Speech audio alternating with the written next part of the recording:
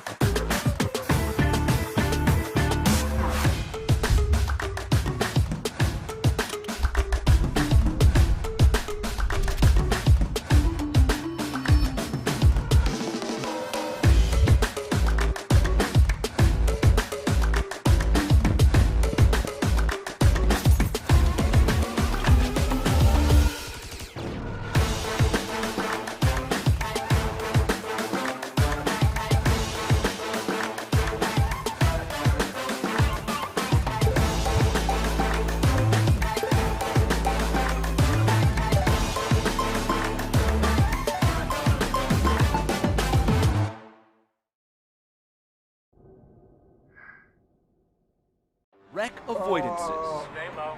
Keep high, stay low. Daring passes. Oh, you're gonna get it. Silly jumps.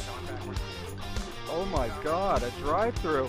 The thrill of victory. They're against the wall. Good win, Mark. Stay low. And the occasional mishap. My sim crash.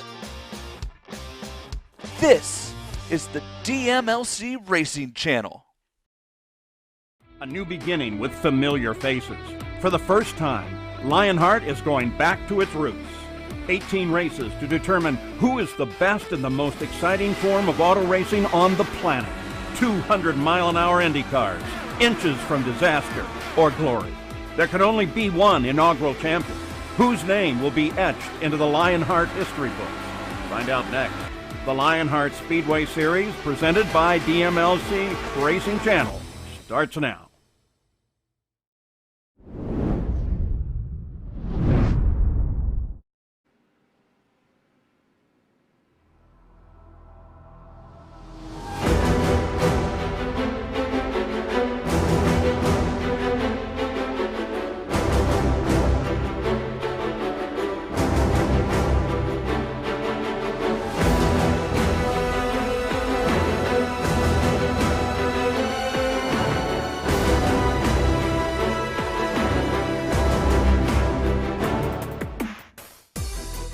The Lionheart Racing Series has made its trek to the Magic Mile as many drivers look to bring a sparkle to their championship hopes.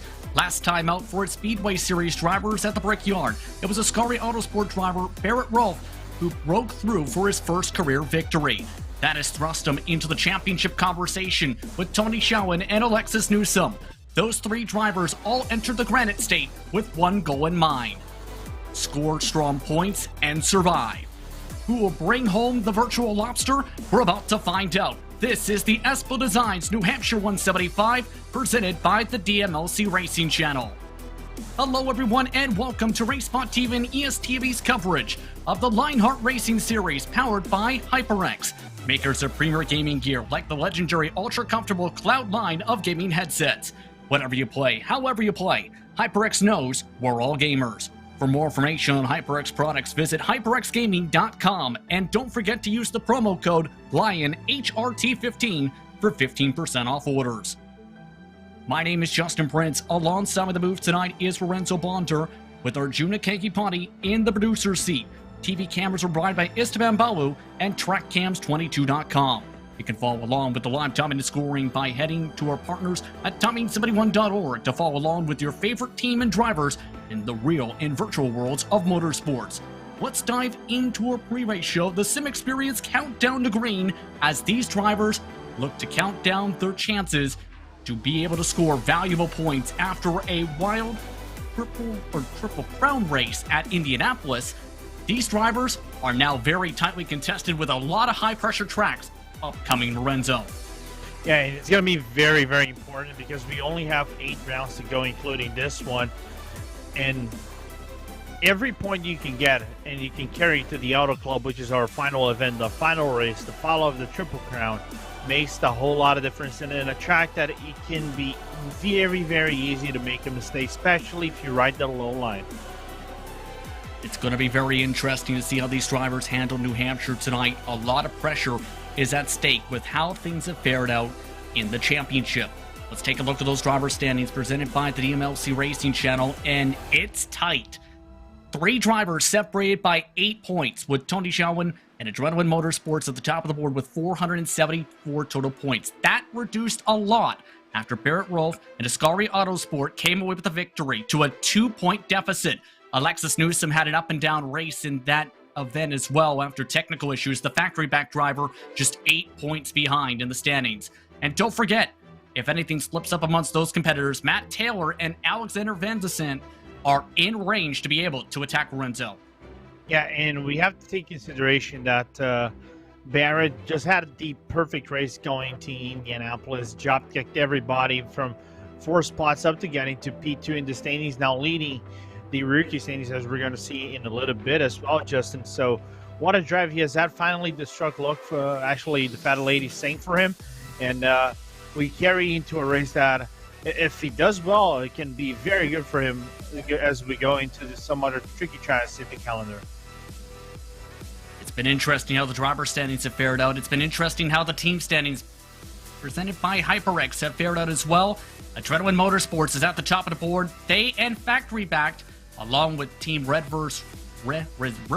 and Black, have been very hotly contested. It's been an impressive team standings championship so far as well, Lorenzo, especially with some of the performances from some of the organizations.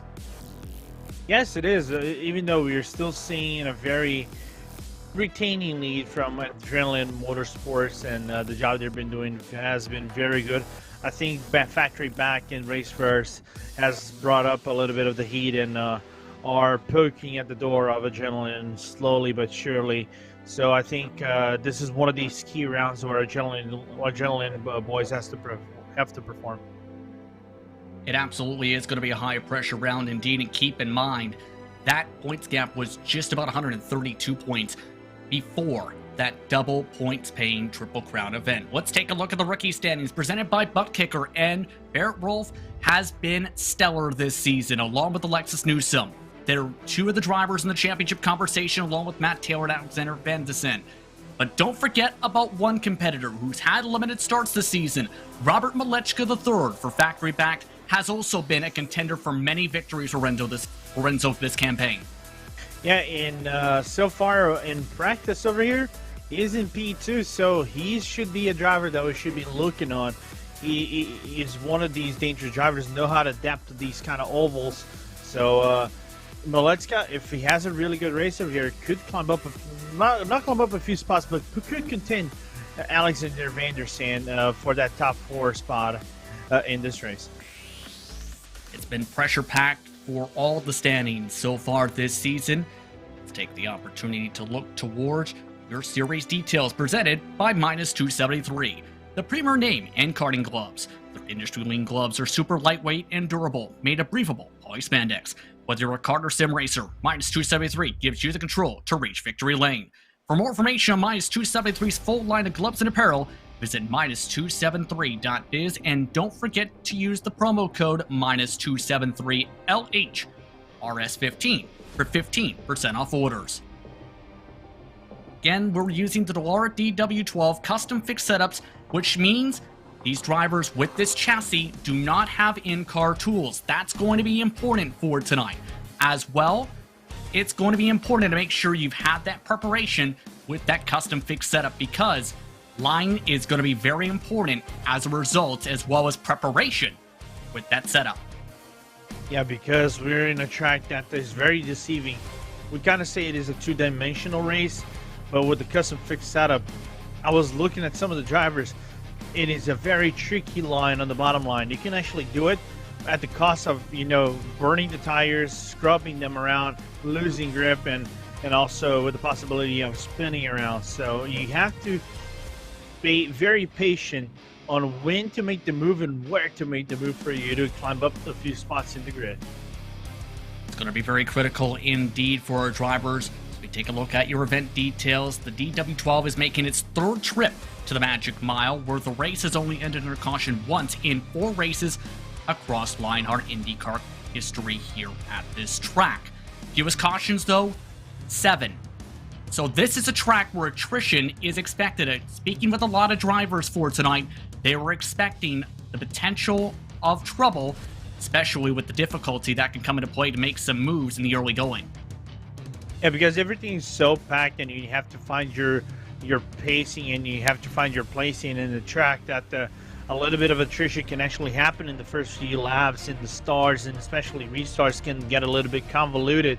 So there is a really good chance we might see a certain number of cautions in this race. Will it be 7? Will it be even more than 7? We don't know, but the preparation has been key for this track, and I think a lot of drivers have put up that preparation.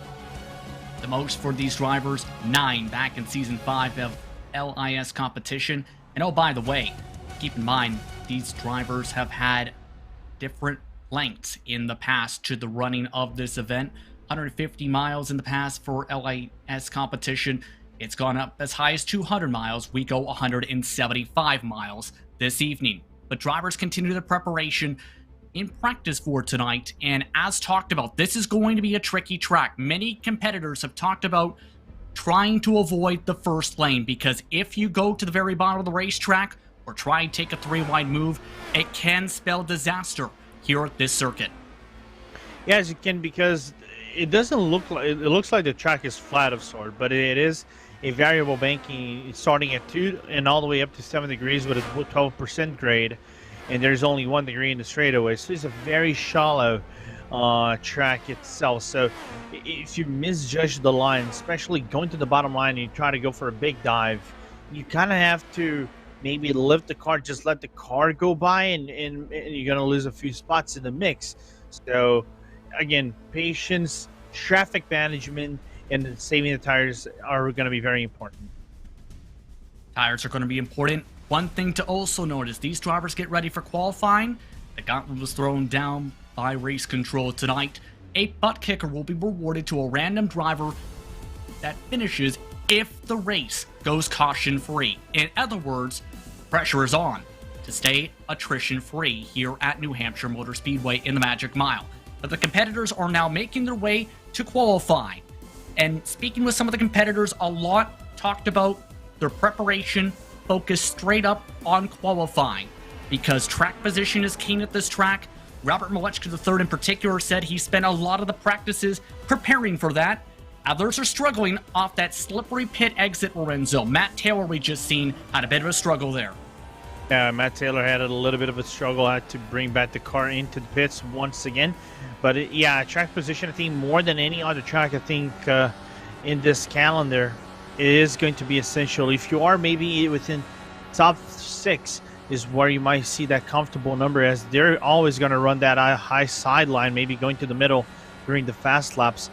But it's, if you get within the middle of the pack, all the way to the back of the pack, you might have to rely on a little bit of luck to get away with the incidents that might happen during the race. Still following along with Matt Taylor for his first lap here, and as you can see, trying to utilize those second and third lanes, in particular in turns 3 and 4. The first time around, a 22.2. Decent start. The quickest times in practice were 22 flats. Quickest overall, Alexis Newsom's 22.069. Followed by Robert Malechka III's 22.096. and Trevor Malone's 21.131. The fastest laps in qualifying at the moment are in that 22.1 range at the moment.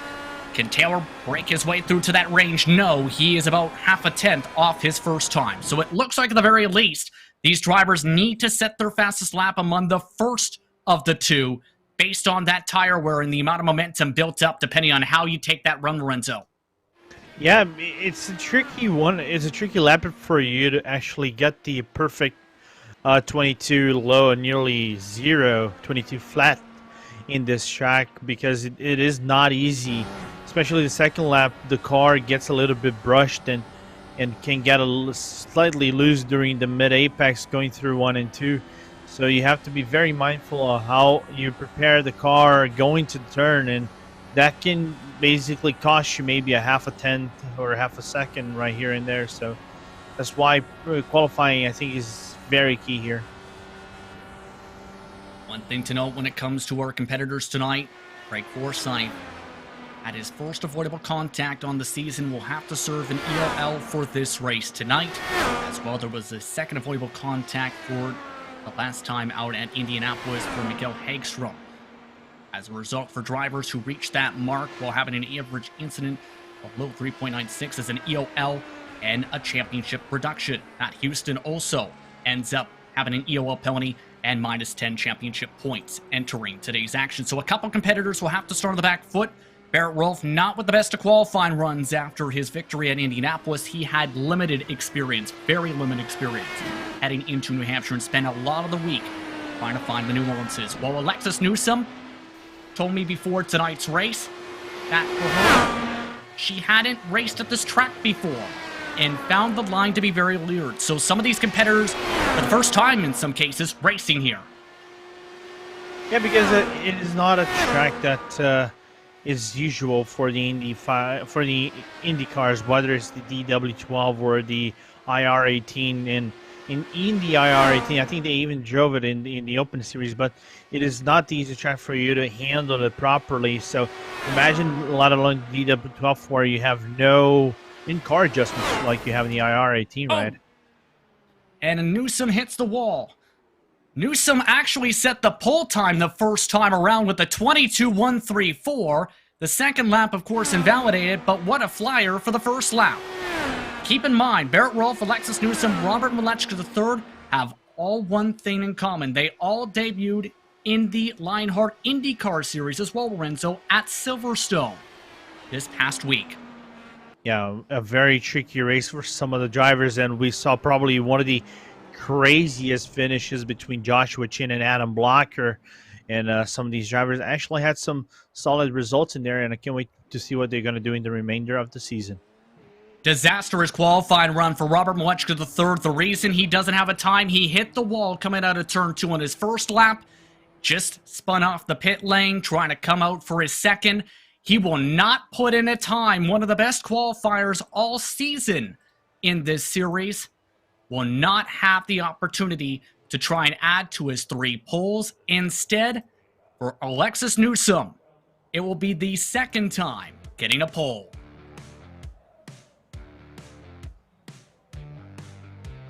Let's take a look at your starting grid presented by Butt Kicker. Alexis Newsome puts up a 22.134, the quickest time by a few 100ths of a second over Adrenaline Motorsports driver Chris Stouffer. Trevor Malone, one of the quickest drivers in practice, carried that speed over to qualifying with the 22.182, third on the board in qualifying. Tony Schowen in the championship fight starts in 4th with a lot of preparation into qualifying. Joe Branch and George Anzotto round out the top 6. Alexander Van de Sant starts in 7th today with Matt Taylor in 8th. Matt Wagner and Nick DeGroot round out your top 10. Chris Fowler and Barrett Rolfe with an up-and-down qualifying performance tied their exact time with the 22.329. They round out row 6. Tyler Graff will start alongside Dean Mall in the Synergy Motorsports Blue Machine, with Brian Beard making an appearance tonight in 15th. Luis Gonzalez Nunez will drive from 16th position, with Christopher Kresge in 17th. Alex Gouillon is in 18th among the last of the drivers to set a time. That final driver was Paul Jenkins with a 23 flat. After incidents in qualifying, Robert Malechka III will have a challenge on his hands from 20th position, with AJ Musselman and Jeff Young in 21st, 22nd positions respectively. Greg Forsyth, expecting EOL penalty for his side of things, will start 23rd overall, with Matt Houston also in EOL from the 24th spot. Vern Hawkins III, Charles Teed, Mike Rigney round out the 27 drivers who make the field in the Espo Designs New Hampshire 175, presented by the DMLC Racing Channel. A very competitive field of drivers are getting all set to go here from New Hampshire Motor Speedway, the Magic Mile. And boy, will this be a magical race tonight to see which drivers can tame this very difficult short track. Let's take the opportunity to look at some of your featured onboard cameras for tonight. Craig Forsyth will have the SimSnap Photography onboard camera. SimSnap Photography, your iRacing photography specialist. Visit simsnap.com. With the HyperX on board, it's Mike Rigney. Whatever you play, however you play, HyperX knows we're all gamers, and HyperX is always ready to game. Tonight, Chris Fowler will have the Espo Designs on board. Espo Designs, get yourself a racing identity. And with the Graphics Esports onboard camera, it's George Enzoldo. Graphics Esports, world-class design from the real world to virtual. Visit graphicsesports.com. Let's look at your featured onboard cameras for tonight for the Lionheart Speedway Series from New Hampshire Motor Speedway. And boy, do we have a show on the line. It's going to be interesting to see which drivers come up on top here at the Magic Mile. Our competitors are just about set to go for tonight's action. Competition, commitment, excitement. This is Lionheart, and this is the start of the Espo Designs New Hampshire 175, presented by the DMLC Racing Channel. It's underway from New Hampshire. And Alexis Newsom already single file as they fight side by side for second on back. Several drivers scattering near 3 wide to the back straightaway. Yeah, nice jump from Alexis Newsom to try to break away as best as she can from that pack. And Stouffer's now catching up, but everybody battling and going in nearly 3 wide. But that's some really good hard racing right there as we go to lap number 2. And you see Newsom trying to utilize as high of a line as she can there. Chris Stouffer nearly getting to the back end of Newsom there. That checkup loses them a little bit of ground as they go all the way nearly to the wall here. Speaking of nearly to the wall, how about side by side? Nearly to the outside lane is Enzoldo to go up 1 position to start. And keep in mind that top line was expected, Lorenzo, tonight by some competitors to come in, especially on the long run. So watch for competitors to try and get to the outside in some cases here, especially for corner exit. Yeah, because you're not only breaking away from the draft, right, Justin?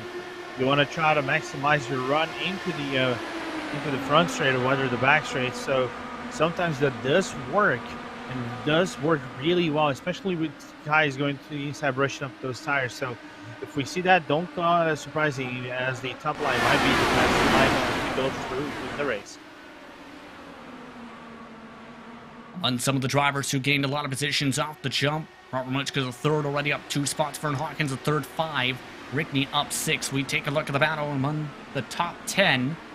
Chris Fowler, Victor Gruda among the drivers in this train, with Matt Wagner in front as well. And you can see just how difficult it is to try and set up a move. It takes a lot of rhythm to prepare yourself to make these corners. At the same time as well, Lorenzo, you've got to be careful. You slam the wall. With this setup, drivers have described where 1 tap to the wall can cost you 0.2 of a second in pace. Yeah, I think the individual who actually found out the worst was actually Luis Gonzalez Nunez, who's already in the pit lane, so we got our first casualty off the race. I believe he may have had technical issues over the radio. He was calling for sorry for that machine. That car has already lost some of its wings, unfortunately. Meanwhile, looking to make some bold moves to the side-by-side, you see is Robert Malechka III alongside Christopher Kresge. This is for 17th position. Malechka III trying to use the bottom line. Not able to do so in that group as we take a look at the number 8 machine, Matt Taylor up front. What a race that Matt Taylor had in Indianapolis 500 that we actually had, right? Had a good promising result at the one point of the race, fighting for top 5. Dipped back a little bit because of the strategies, but managed to grab a top 10.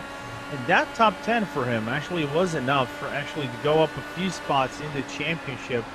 Actually, one spot and steal Alex van der Sand's the 50th position, now P4 in the standings. And a bit of a bobble there we just seen from one car. That was Van de Sande, who ended up having a bit of a moment, trying to battle side by side with Joe Branch, able to take advantage. Matt Taylor. Yeah, I'm looking at they actually touched nail. They actually avoided touching one another, but it was enough time for him to back out of the line and let Matt Taylor go by and claim his position. Very dicey among some of these competitors, all while Alexis Newsom, Christopher try and break away from the rest of the pack. These two have been running 22.8s. Everyone else, 22.9s or lower across the board. Been impressive to say the very least so far for Newsom. And keep in mind, Alexis Newsom sim crashed at Indianapolis, costing Alexis a lot of positions and a lap in that race. So trying to put on a good recovery drive to gain some points back this race. Yeah, a little bit of a revenge drive for Newsom. She was coming into the 500, the points leader in the standings, and the sim issue was enough for her to. And what's most heartbreaking was actually on her pit stop. So she did a pit stop, and the sim decided to stop. So it was very heartbreaking for her. But she's a very capable driver, one of the fewest drivers that has multiple wins in the Lionheart series. So let's see how it goes. Oh, look at this. Christopher Kresge has had a problem down the back straightaway, got sandwiched by Craig Forsyth. That's why he's taking the road course in turns 3 and 4. Let's take a look at the RaceSpot TV replay, and you'll see exactly what we're referring to. Kresge gets the run, Forsyth pushes up. Well, there was a little space to the right as well there. Maybe a little bit of confusion as maybe Kresge went down to his line a little bit lower than usual and just merged into Forsyth's line as well, and does cause the crash. So possible race incident right there, a little bit of miscalculation from both. And that hard contact now makes it 3 drivers already down the pit lane. Craig Forsyth has kept on moving. Here's the view from AJ Musselman, who had to dodge his way to the left side down the backstretch, as well as several others snaking. Van der Sande. Meanwhile, yes indeed, in live action just now, Alexander Van de Sande just had an incident. He has now brought out our first caution. And remember that first line we talked about around the track. There is a little bit of a difference in banking here. At that part of the speedway, he clipped it, and that spun him around. Spun around, but fortunately, no crash into the inside barrier, the outside barrier whatsoever. You're going to see him downshifting. You're going to try to downshift to 5th, but the car just decided to step out of the way. Not completely natural because of the low banking. And nothing that could Van der Sande do there. Just lose the car and spin into the grass. Back to 24th position now as a result, and this is a tricky spot since fuel mileage expected to be about 50 laps, and it's a split call. Newsom stays out, Stouffer comes in with Malone, Tony Schowen, Joe Branch, Nick DeGroot, Barrett Rolfe, Brian Beard, and many more coming down. About 2/3 of the field electing to come down at this point of the race. Keep in mind, we're still outside the projected first window to make it on one less stop. That is an interesting line. I think someone missed the pit lane right there. I think that was Joe Branch missing slightly the pit lane. They might lose a few tenths of a second, but not enough maybe to lose the position to Nick DeGroot. Of the drivers who stay out, it's Newsom, Anzaldo, Taylor, Wagner, Fowler, Dean Mull, Ralph, Jenkins, Rigney. So 9 drivers elect to stay out here. You know what that means with this, Justin? What does that mean, Lorenzo? That butt kicker is long gone. Oh, yes. That's unfortunate, yes. You're right about that. Unfortunate in that case as well. I know a few drivers were looking forward to trying to race for it. It was a great start, though. A few drivers were able to make some moves as Anzaldo now pulls towards the left side of the racetrack. Yeah. They have an interesting scenario right there. Either way, Anzaldo having an interesting season so far in that regard for Anzaldo's campaign. Has showed some great speed at Indianapolis. was willing to roll the dice on strategy and almost made some calls work. Depending on how the cautions flew, it could have been Enzoto's race. He's 14th in standings after that event as well. That was a really good race from Enzoto. Just the first car outside the top 10, but I'm just taking a look over. He actually led 11 laps in the 500, just because of that odd strategy was actually trying to pull off and going nearly to the full mileage of the DW12. So unfortunately, it didn't pay out for him, but it shows that Enzoto's strategy, with a few tweaks here and there, might have been on point against some of the top drivers in this championship. See if we get the one-to-go signal this time by. Again, it's Alexis Newsom in the lead. Mike Rickney's electing to come down this time by, as the lights indeed are out. So that leaves 8 drivers staying out for this respective window. And this is the roll of the dice drivers talked about for these types of races, where you hope the caution flags fall the way you hope they go to make your strategy work. And it's played dividends in a lot of cases. For some of these drivers, this is up to 11 positions in a couple of cases gained if this works out. Yeah, but now we are facing now a little bit of an interesting scenario, because we actually got a considerable lengthy run under green. So the tires are brushed up a little bit. There will be some wear in the tires. How the new tire guys will negotiate with the old tire guys, we'll see in about 2 to 3 seconds. Already all the way up to the wall are the race leaders. The iRacing pace car is off. A great launch by Newsom, not so much from Enzoto. We're back on our way on lap number 20. And already several drivers trying to go side by side. A dive by Chris Fowler among the drivers who stayed out. Also, we had Tyler Graf peeking underneath Dean Moll to try and build up a run.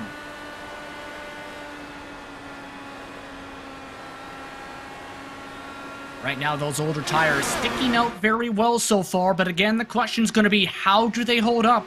A couple competitors mentioned that those tires can make it easier for a couple competitors to pass. It also helps that the drivers on fresher tires are fighting each other still.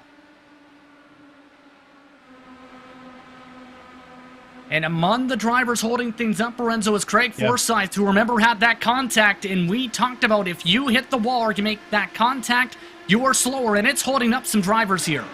Yeah, he's holding up Trevor Malone at this current moment, and he's dropping back like a rock. Malone, I think we started 11th or 12th in this restart. Now drop back all the way down into P16. Robert Much got the third, able to clear on by. Keep in mind, Forsyth did pit under green, lost 2 laps, and that's also the risk, too, for the competitors who stayed out. If we get a long run, as a couple drivers expected the possibility of doing so at this track, you end up being pinned. It's a major risk for those 8 drivers who stayed out. It is a big risk, but so far it's paying off for them, because the first car in the new tires is Christopher. He just got into Tyler Graf's inside, as now you see in the frame. And the reason these two are side by side, Paul Jenkins just about squeezed Tyler Graf into the wall down the front stretch. Just about got into his front wing and checked everybody up on the fresher tires. So Jenkins is not making things easy for these competitors, now side by side for 8th spot. Then he sealed the deal, though, as he has the high line, and the high line gives a little bit of more grip, as he does. Now it's the big question of, can he be the first of the drivers to now pass by Paul Jenkins here? Tyler Graf already getting shuffled by a couple competitors, still for not able to build the run. All with Tony Schowen is trying to get the run now on Graf, and does. There's the grip levels coming in, but Tyler Graf with the throttle all the way nearly to the wall. He really didn't want to give up that spot, just about squeezed himself into the fence. Really close. I could have swore there would have been a major crash between Cowan and the Graf there. And as a result, Graf has already fallen to 12th position. Just up the road, keep in mind, Christopher has passed Paul Jenkins as well. Barrett Rolfe also trying to take the peak right there. Let's take a look at the replay, and things continue to shuffle about amongst these competitors. Here's what exactly happened with how close it got. Had Shawan gone farther into the outside line, there would have been a sure crash. But Shawan just, in the nick of time, actually went to the inside line and avoided what would have been a race-defining crash. And it was absolutely close, just like this battle is getting here on screen. This is for 5th. Now we're trying to utilize the 3rd line compared to the 2nd line by Chris Stouffer. Able to find a hole this time, though. Dean Moe giving him a little bit of space in the corner exit. There's the dive back for Stouffer near contact. We'll have to lift up the guys. I might have to lift up again. And nearly a crash with Fowler right there. Drivers talked about the balance of these cars can be fairly tight off turn 2. It's so critical to make sure you're careful on the throttle there. We've seen the ramifications come into play a couple times already with the incidents, with the near close calls. Let's take along from the Espel Designs on board. Chris Fowler continuing to defend for 5th. He has to come in about 20 laps. These drivers expected to make it 50 laps on fuel, give or take, in green flag conditions. Some predicted they can go as long as 53. And what is impressive right now is that none of the new tire drivers are actually within the top 5. Everybody on no tires is actually on top 5. But Stouffer, I think, is overworking their car, in my opinion, a little bit. Because if he overworks that car, his tires might be nearly equal to what Fowler is right now as he finally makes the move on the inside.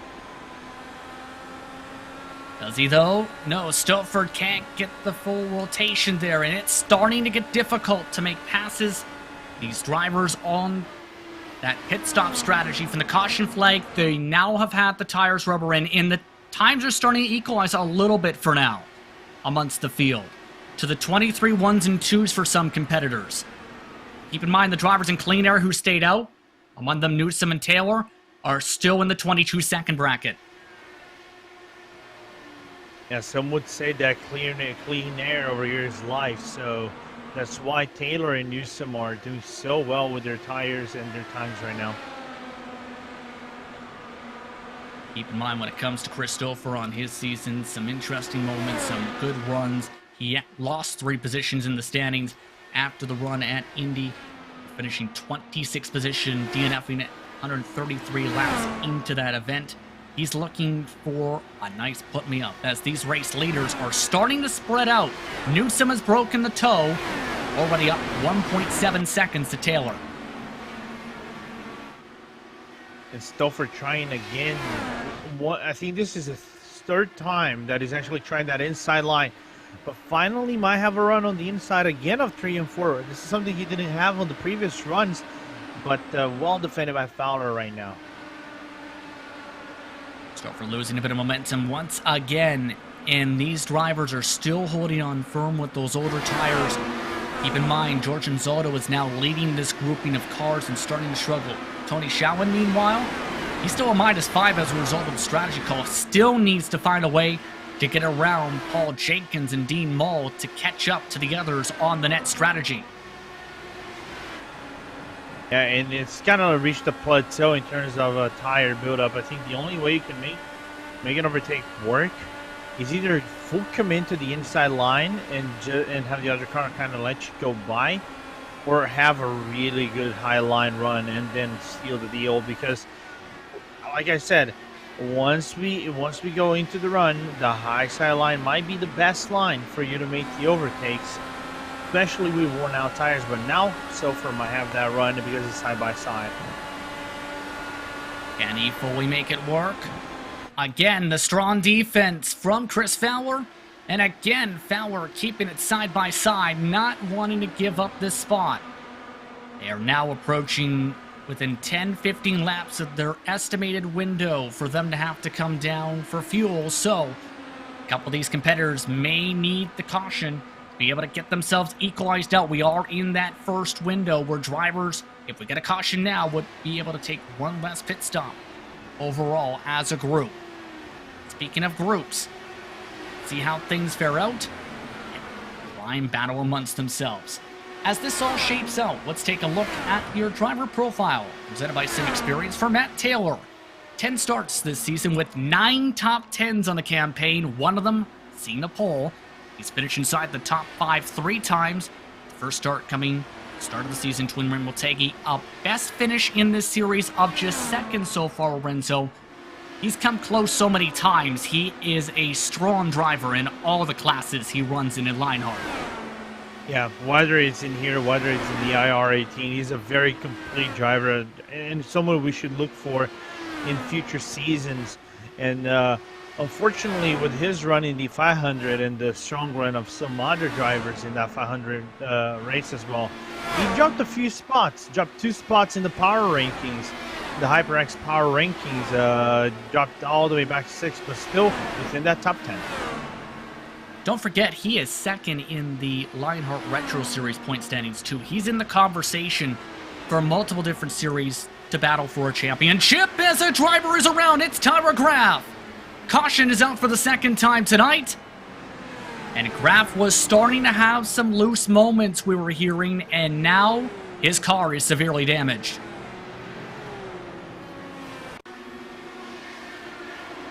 Taking a look at the replay, things were not looking pretty right before that incident. It's a bit of help, though. You'll see in turn 4 from the 97. Yeah, Vandersand's car just understeered into him on the 8th out of 4. Slight touch on the back left of Tyler Graf and thus spinning him around. Now you can see Mike Rigony's perspective on the crash. As you can see, Graf's car spinning around. He kind of touches the nose of Graf's car, Rigony, but still somehow, some way, I don't think there's major damage on Graf's car other than maybe some bent wings, and that's pretty much fixable. You wouldn't lose a lap for that. Major spin, a bit of wall contact we've seen at the very edge there, and guess who this helps? Just about the entire field ends up coming down to pit, except for Nick DeGroot. Keep in mind, this equalizes all the strategies, Lorenzo, as this is within those first pit stop windows. Yeah, not only the Groot, but also Matt Houston staying in track as well. As you can see the run off the pit lane, nearly 3 wide on the exit of the pit lane. First driver off the pit lane was Newsom, followed by Wagner, Taylor, and Zoldo. Bauer, Stouffer, Jenkins, Mull, rounding out that race off the line. Of note this time by, 2 drivers did stay out. Along with the crew, it was Matt Houston, who is known for rolling the dice. His drivers are 29 coming to 30 and 27 coming to 28 laps, respectively, on their stints. See if either of them elect this time. No, they will. Well, Matt Houston will come down. Barrett Rolfe, meanwhile, it looks like may have gotten a speeding ticket potentially. He's had to let drivers go here. Interesting call from the group right here, as he will have a lighter car, face to the wind, so he might be able to defend a few spots from Newsom, Wagner, and Taylor when we got the green flag going for our second restart of this race. But as we mentioned, that the clean air is good for people, and even with some worn out tires and things like that, that might work for the grid on the restart. Keep in mind, today's weather, let's take the chance to look towards that, is mostly cloudy, which means the track temperature could fluctuate a fair bit, with the in-sim time being about 3:31 at the moment. It's 24 degrees air temp Celsius, 38 degrees Celsius for the track temperature at the moment. Winds currently gusting at 5 kilometers per hour, so it's fairly cool out there. It could get cooler if a big cloud comes over the racetrack. Yeah, it might be. I think it will get cooler as we go maybe an hour or 2 in this race, because we're going to be reaching like 5 a.m., but it's 5 p.m. in the sim, and that is reaching nearly the night levels where you might see 26 degrees Celsius or 27 or something like that, and that affects the tire rubber a little bit. It eases the tire rubber, but at the same time, fuel consumption might go up a little bit, and also the strategies might differ because how the car handles under cold weather. It's all going to be interesting with how the temperatures fare out and the drivers react to it. I'm curious how they react to DeGroot staying out on the racetrack, rolling the dice. He's made 7 starts this season, and this will add to what has been a sizable amount of laps led. He had 109 coming into tonight. He goes over 110 with this call. Green flag's back out. Teammate Alexis Newsom right behind with Wagner in third. And a near pinch to the wall right there as Enzodo and Fowler nearly make wheel-to-wheel contact. And nearly got really close, Enzodo and Fowler right there. Stouffer had to check up a little bit before to avoid a possible crash, and I think we see a little bit of a crash between Stouffer and Fowler right there. And he sees those drivers starting to bobble around. Stouffer indeed got into the back end of Chris Fowler. That caused all the checking up, and now it is tight for the battle for 6th position. They've already lost more than a second. And 2 more into the inside wall. 2 more crash to the inside. It's Barrett Rolfe, Jeff John, who have both slammed hard into the guardrail. No caution. We currently stay green as they get rolling. That's impressive because they might reach them right on the back stretch as Alexis Newcomb does the fastest lap. Somehow Fowler's car was a little bit loose after the contact, but managed to retain his position so far. So I think we see the biggest attrition in a restart in this race so far. The first big attrition in this race. Both those drivers involved in the incident made their way to the pit lane, and a new leader, Alexis Newsom, we've seen making a swap with the teammate, Nick DeGroot. Here's the reason for the contact, and it looked like one driver may have got into the left rear of another. Let's see. It does look like our first caution of the race. Not the first caution, but the Forsyth and also Kresge incident a little bit. Looked like a tough incident either way for those drivers. That will have championship ramifications, though, Lorenzo. Barrett up there in the points after one driver just got a little bit loose. That is going to be costly for Barrett. It's going to be really costly for Barrett. And again, with 8 rounds to go in this championship, every point matters, especially those double points at Fontana and the Auto Club Speedway, which is our last of the Triple Crown event. So positioning in the standings is going to be utmostly important if you're trying to fight for the championship. And that means Tony Shelton has the extra pressure of trying to gain as many points as he can here tonight. He wanted to keep the car clean. Asked him about the championship fight. He basically said it comes down to minimizing mistakes and having consistent top 5 finishes. Right now, he's in a bit of a dogfight with that checkup there.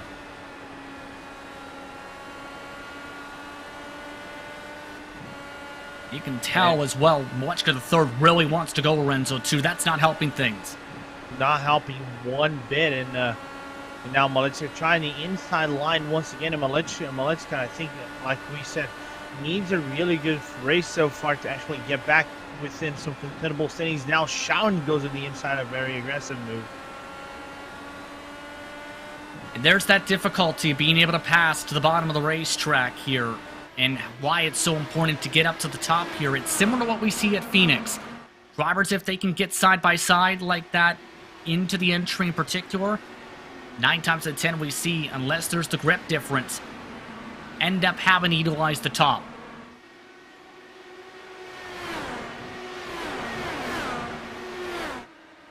Also, that low line, it can work, but the problem is you don't have the in-car adjustments, right? So without any in-car adjustments to make sure the weight jackers are in the proper position for you to capitalize your run, it makes it a little bit difficult just to rely on accelerator and the throttling and brake right there. Bit of a push up the track, just seen from Joe Branch. That forces 2 wide, couple rows deep now. Moechka the third trying to clear by Brian Beard. Can't do so off of turn 4. Tony Shelton now stuck side by side 2 with Branch as a result, as he goes for an air lunge couple of these drivers.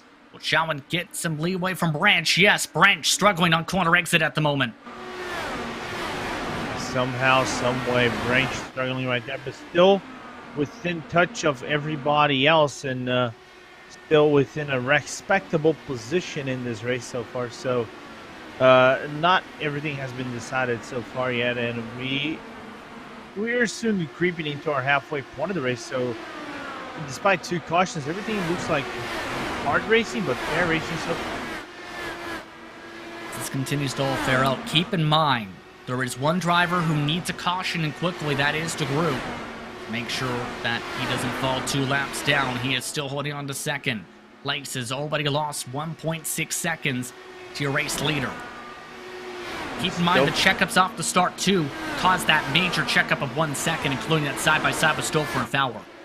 Yeah, talking about Stouffer and Fowler, Stouffer kind of did what would be a late move on the outside line after trying to seal the deal, but Fowler managed to work the draft and get back at Stouffer. You can see how close you're running into the outside wall. You definitely don't want to smack the wall here, and a bit of a smack there up the track. And Fowler able to keep on rolling, loses 1 position. Taking advantage of this, Paul Jenkins, who nearly gets squeezed into the wall now. Wow. They are playing dangerously with some of these moves here. We know how important that top line is, but you also don't want to squeeze your opponents by accident into the wall. Yeah, that could have ended up in tragedy right there. And I think I heard on radio that Fowler wasn't appreciative of the move done by Stouffer of shoving him off into the entry of turn number 3. Now everything kind of clustered up in between Fowler, Mole, Jenkins, and also Malechka in the fray as well. Malechka the third still wants to make up for the mistake in qualifying. Jenkins the third pushed up the track in turn 4. Malechka the third be able to fully clear on by for 9th position to make it a plus 11. No. And keep in mind, some of these drivers have to consider this. The strategy calls, the rolling of the dice, all can come into play, and some of these drivers trying to make up for that. Remember, Stouffer in particular got involved with an incident in Indy when he was in a great position strategy-wise to be able to try and win that respective race with the double points. That cost him so many points in that race.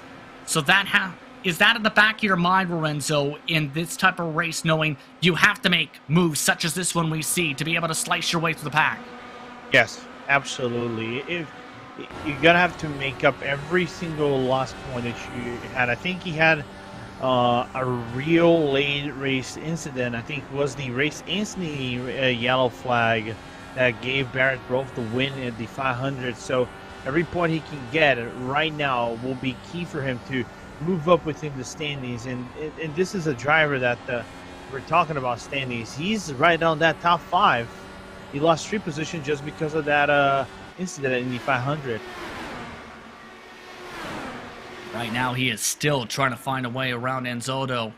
And it's going to be critical because everyone else is already broken away by a 1.5 seconds plus. In other words, Stouffer needs to find a way around Anzotto to claw his way forward.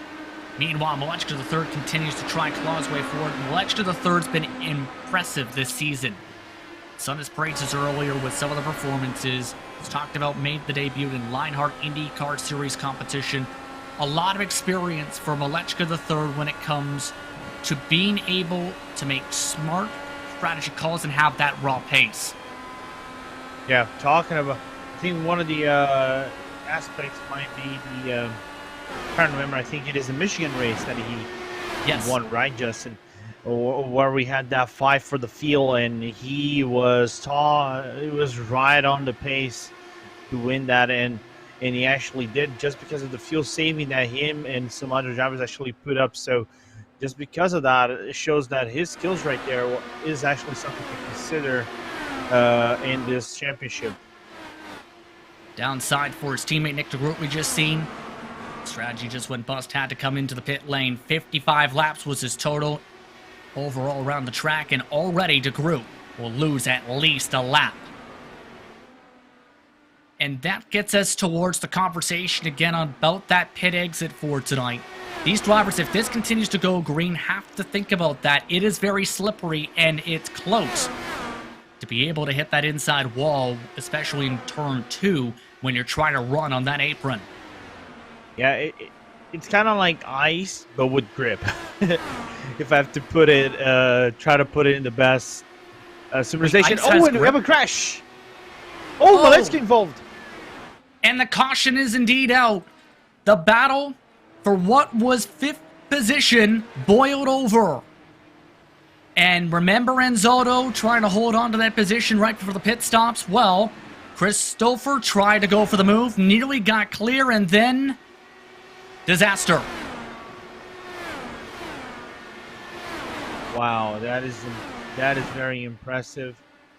And unfortunate to see that Gonzalo actually got his teammate in the factory back of Maletzka. You can see Maletzka, it had been about a 1/10 of a second closer to those two guys, he would have been clear. He would have actually saved that car and avoid the incident. So it's really unfortunate to see what has transitioned from Gonzalo and Stouffer. It comes with us rolling towards 100 to go, and Zotto getting the worst of it with a hard slam into the tires, inside of the back straight away. But everyone has come down. The one driver who did not want to see that and wanted to stay green was De Groot. Matt Houston staying out, trying to get some points. Again, actually, he did that. It's the second time in this race I think Matt Houston put a strategy, not enough strategy in the field. So it's an interesting one. Mine, it's the similar roll of the dice as Nick De Groot just tried to roll. It didn't play out well for him at all. Again, Newsom the first off the pit lane. Wagner, Taylor, Stouffer, Jenkins, Mull, Beard. As that race off the line was Shawan and Branch, rounding up the current top 10. See if Houston elects to duck down. Last time with this strategy, this time not going in. But on the bright side, some competitors' foresight having to come in. This does not help De Groot, though, because guess what?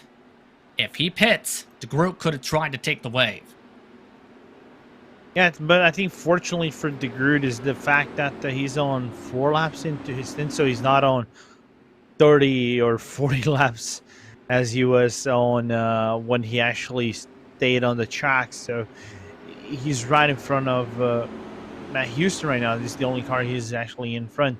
So he has good chances of trying to get his lap back once the green flag actually is up again. Curious thing with these drivers expecting the one to go potentially this time by is if Houston, now with the confirmed lead lap, does indeed try this roll of the dice and hopes for the caution within 25 laps for this to play out.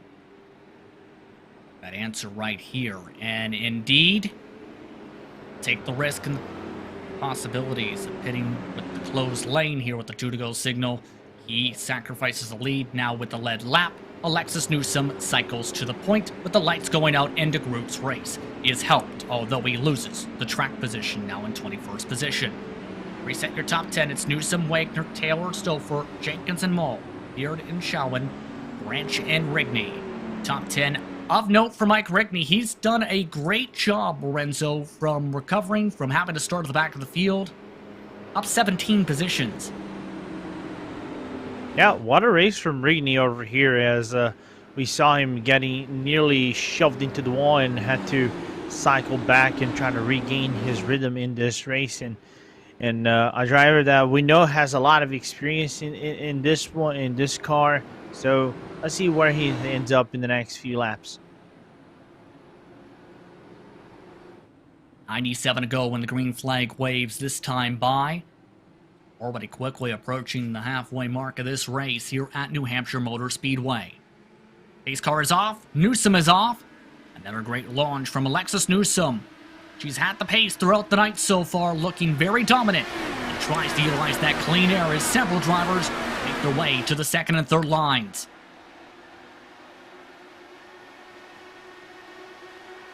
One of those drivers, Joe Branch, taking a peek towards turn 3 there after a bit of the move. All the race leaders, though, trying the differences of lines to get that clean air. Taylor in particular with the best run coming off the corner.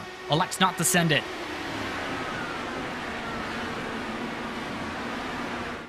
Yeah, nice hold from Wagner right now, right there.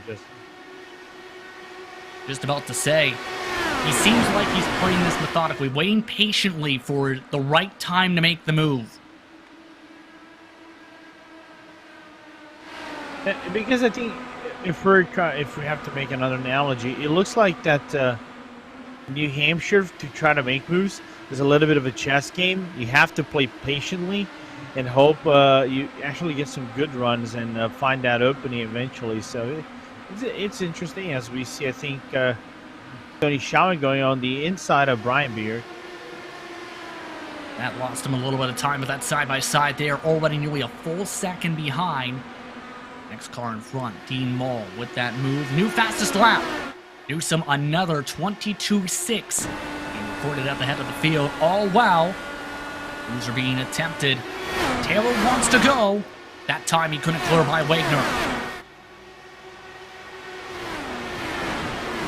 And Justin, really quickly, can we actually begin like a campaign or something of the nature where Alexis Newsom actually she's a really good driver, don't get us wrong, but she's excelling in short ovals because she won at the Milwaukee Mile, and of course she won at Texas as well, but Milwaukee she did won it, and she won it, I think, very well right there. Yeah, Newsom's been incredible throughout this entire championship this season. Pace, but being able to have the confidence.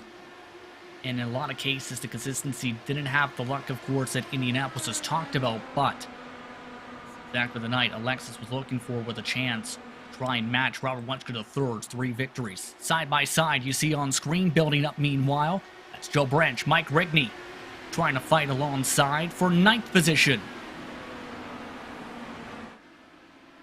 The tough part I've noticed here is Joe Branch seems to struggle a little bit on corner exit right now, Lorenzo. He's been pushing off the corners. It's not been easy to pass him, though, because of that difficulty here at New Hampshire to get that run. Looking to replay meanwhile. Robert Wunschke III, who had side pod damage from the last incident, added to it. Yeah, that's probably a race ending incident for Maletska, and that's really unfortunate for the multiple time winner. Only one of the 2 drivers actually won multiple times here in the Speedway Series. Keep in mind the race lead is already separated 1.5 seconds, and you have to wonder, what's that like behind the cockpit, knowing you've got a driver who's hitting consistent lap times and are nearly matching your pace, but you're that little extra bit quicker potentially if you can get the run. It's a bit frustrating, you know that you have the pace and you can try to maybe match what Alexis has been doing lap by lap in this track. So trying to find that opening, it's a little bit of a work. You have to put the pressure on your opponent every single lap, and then once you do that, you have to capitalize on that. But the problem is you have Stouffer and Jenkins so close that it's hard to find that opening. Just past halfway at New Hampshire Motor Speedway, watching RaceSpot TV and ESTV with live coverage of the Lionheart Speedway Series in the Espo Designs New Hampshire 175, presented by the DMLC Racing Channel.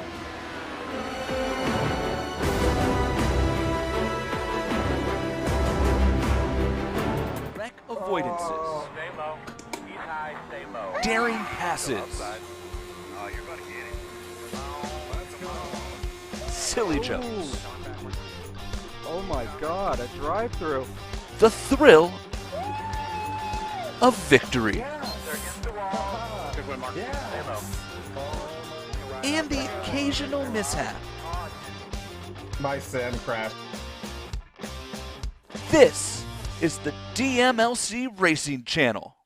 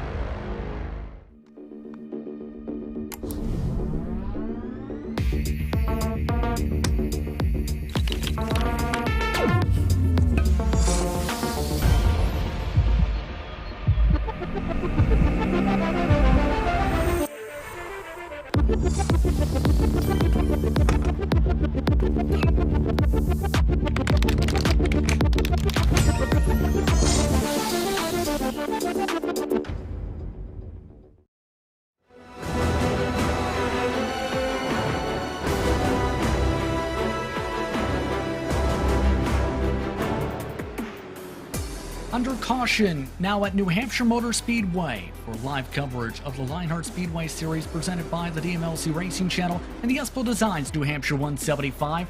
Justin Prince, Lorenzo Bonder, Arjuna Kankapani in the producer's seat for tonight's cameras and action. It is going to be interesting now after Joe Branch was involved with an incident down the back straightaway, bringing us under caution and just splitting the strategy in this field with 79 laps to go. And so we see a good portion of the cars going to the pit lane. Might not, a little bit less than half of the cars going into the pit lane for its service. But it was a very unfortunate incident what happened to Branch. It's one of those incidents that is so millimetric that it feels heartbreaking for the individual, as we're now going to see on the replay what has happened between him and Rigney. And he grinds up against the wall with hard contact. Got some help from Rigney indeed. You've seen in that 0-0 from behind. They were getting very dicey for this position right before this contact right there. Yeah, Rigney went for the move on the inside during the run and miscalculated the distance he had to the back wing and diffuser of Joe Branch, and thus caused the contact with Branch and launched him into the Arco barrier, into the wall barrier, the safe barrier, and into the fence as well.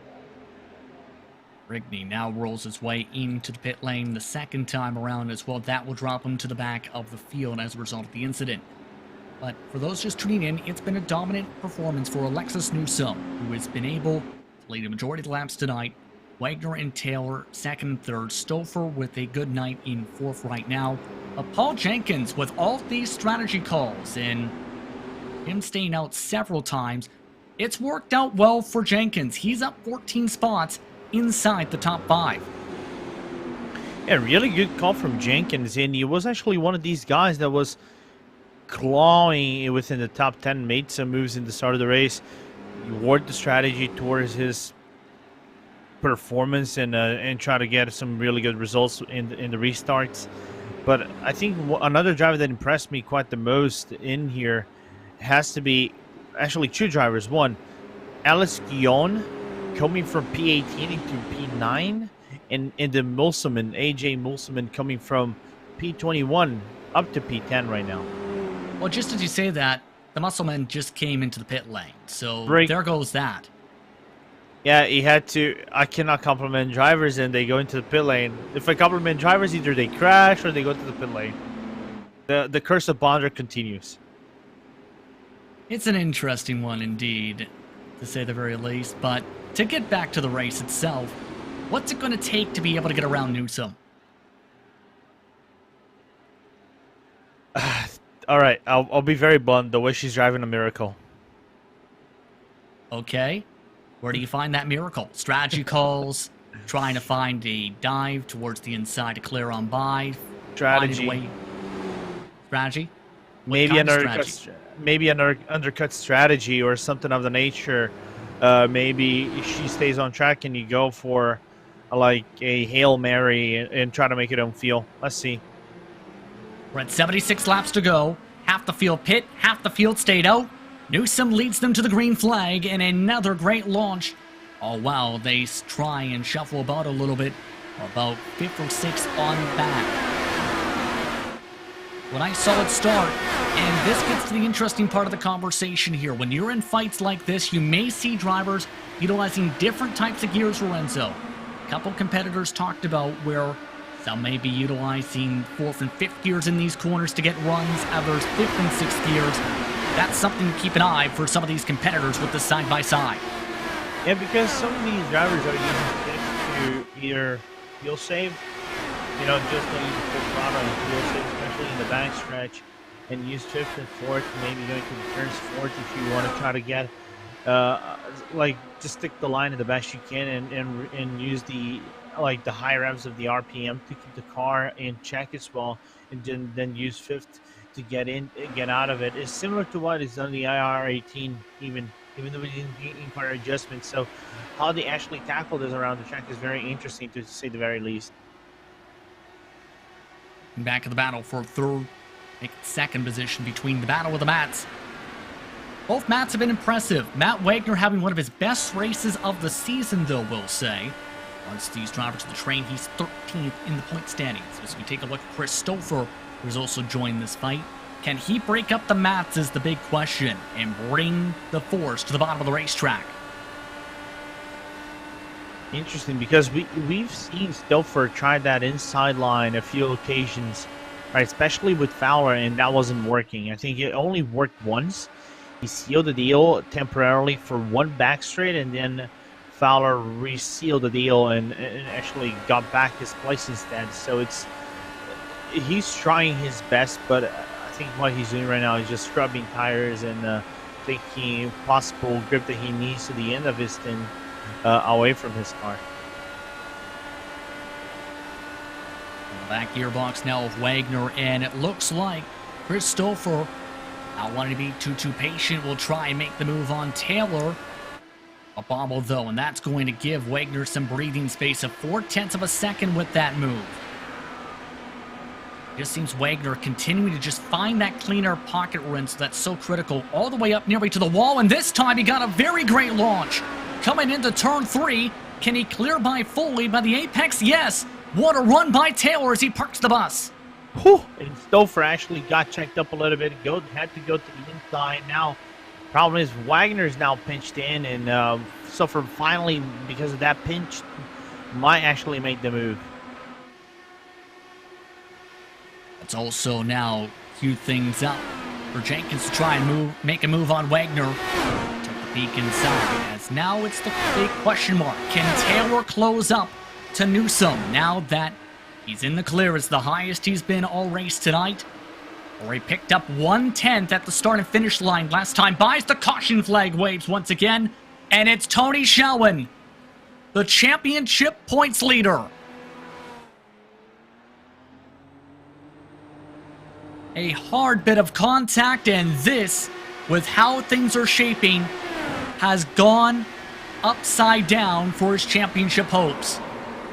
That contact with Fowler right there on turn number 1, and it looked odd for me at first glance because both cars had a little bit of an allowance, but it was indeed kind of a late dive from Fowler into turn number 1, and you guys can see it right now.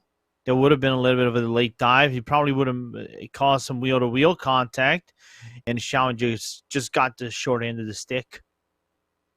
And Tony talked about how he needed to have a solid race and keep the car clean, put himself into good positioning. And now, championship complexion has really been shooken up. Barrett Rolfe with earlier trouble, 24th position, already out of the race. Tony Shelwyn out of this as well. The team standings are going to be huge too as a result of all this, with 2 adrenaline cars being involved in incidents the past few cautions. True. Shelwyn get involved into it, branches out of the race, and especially Shelwyn, I think, of everybody else. Well, here's the thing. I think Shelwyn, of course, being the points leader, but the other problem is Branch is 7th in the standings, right? He's just behind his teammate of Chris Stouffer. And if we're trying to grab the race first cars or the factory back right now, Newsom, E1, Malechka is out of the race, and Zaldo is also out of the race. So I think this is Newsom a race to hard carry the points towards the team if they want to aim for that top spot in the team championship, but also opens up opportunities for race first to close in as well. We talked about the potential of things heating up with the team championship and how things spread out after Indianapolis. It just got compressed again, and now it gets really intriguing with race first back in the conversation here too, with all things fairing out. Don't forget, Christopher and his adrenaline machine still in third position. Trying to hold on to that spot indeed. It's going to be critical for him to try and score strong points now for that team battle as a result of things with him flying the flag. Coming up to 64 laps to go, this time by here at New Hampshire. And now it's the true test. Can Newsom hold on in front of Taylor now for this battle for the race lead on this race start coming up next time by? Gonna be interesting because I think for the first time, in my slightest opinion, she might have drivers where, if we're to judge from practice, and I mean practice pace alone, it's drivers that are within relatively the same pace because she's been the best in practice, right? And whereas Stouffer and Taylor have been close to one another within the 22.2, so if they keep within the same reasonable margin of Newsom, this could become a very interesting race over here. And you know what else is also going to be interesting? It's a one-stop for everyone. That's simple enough, right? Yep. We're still 10 laps outside the magic number. That drivers, at the very most, can make it on fuel. The drivers who came down this caution are Wagner, Guyon, De Groot. Musselman came down a couple times. Houston came down a couple times. So those drivers you have to keep an eye on if we get a long green flag run here. Those competitors have all rolled the dice to see how things play out here at this point. Now it's the matter of how things fare up at the front. Newsom in control of the field still. Another great launch from the factory back driver. Gives Newsom a 5-car length advantage and 1 car to the inside wall already. It's Tyra Graf. Another incident for Graf in this race. And we're back under yellow. He may have misjudged the start and had to check up. Let's take a look at the replay. Watch him right here. This costs the stack up. Yeah, he tried to go for the early launch on Vandersand and also Malone and just couldn't get the run. And it caused a check up. Fowler, nothing could do over there, as you're going to see him touching the back wing and couldn't avoid anything whatsoever on the outside of Graf right there. Real unfortunate. It didn't look like Fowler lifted in that case, in that situation, trying to jet out to the right. Here's an arrow look once again. And you can see where Graf's seen the potential of them starting to go with Vandersand with a little bobble forward. But a tough break in that case for Graf. And now the strategy gets really intriguing as a result of this here to see how things fare out. Because if you see it becoming cautions precautions, we may see drivers elect to try and top off. We see anyone go for that call. I believe one. Nick De Groot is rolling the dice here. Well, De Groot was towards the back either way, Lorenzo, so why not?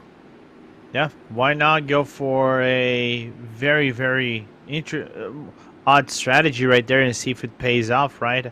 I said if you really want to beat, I think, Newsom in this track, you might have to go for something that is completely unusual, because we haven't seen if Taylor and Stouffer are actually able to match the pace, because we barely actually had a restart in here. But if we can get some green flag runs and see if they actually match the pace, then maybe the scenario can shift a bit. But for now, strategies might be the way to go, or the only way to go, to try to get an edge on the factory back driver. And the clouds are coming over the racetrack too, keep in mind. The in-sim time is already just past 4:08. Looking at those temperatures, the track temperature is starting to dip. It's 34 degrees Celsius now. That's 94 degrees Fahrenheit. We discussed things earlier. That was 7 degrees Fahrenheit higher, a little bit higher Celsius. So those temperatures and grip levels are starting to change for these closing stages too. A lot more grip going to be built up. Yeah, it isn't a big dip, because last time we saw was around 38 Celsius degrees, right? Because we kind of expected to start going around the 20, 29s, 28s at this point of the race. and then maybe dip all around, kind of plateau around the 25. So it's kind of interesting to see the track's still warm. Of course, it isn't hot, but it's still warm given at the point of the day in the iRacing service. Still, this championship fight is going to get hotly contested as one driver does roll the dice here. This time, make it 2, Muscleman Houston. Come down with the 1 to go signal. They may try something here. That's going to be intriguing with 59 laps. It's still outside the window to make it. But if you get a caution flag, they may be one of the, or 2 of those drivers who try and stay out now. Yeah, because we saw, I think, this is not the first time we might see Houston pulling these tricks, right, on going to the pit lane or staying out late and trying to retain the lead, or retaining the lead for maybe a lap or 2 and then going back to the pit lane for a short fill. So let's see if this point they actually stay on the track and play with the field and see if they can get more yellow flags as we're about to go for another restart. Track temp continuing to plummet with these clouds over above the racetrack. 58 laps to go at the stripe. Newsom now to the launch. A little bit earlier this time. Taylor able to keep within pace. We're back on our way from New Hampshire. Things stay nice and tight for 4th on back. Trevor Malone trying to pressurize Jenkins there into the corner, building up a strong run. Having to check up, though, down the middle of the straightaway. Interesting to see that Newsom kind of already opened up a small gap to Taylor at the restart. 0.3 of a second separating Newsom, Taylor, and Taylor's struck. He's working different lines to keep up with the leader of the race, but Malone now I think is the most aggressive driver out of the bunch. Take a look at your biggest movers and shakers on your pylon. You can see Jenkins among those competitors up 15 positions on the board. Up 16 spots is Vern Hawkins, the third, a quiet race. Houston up 10.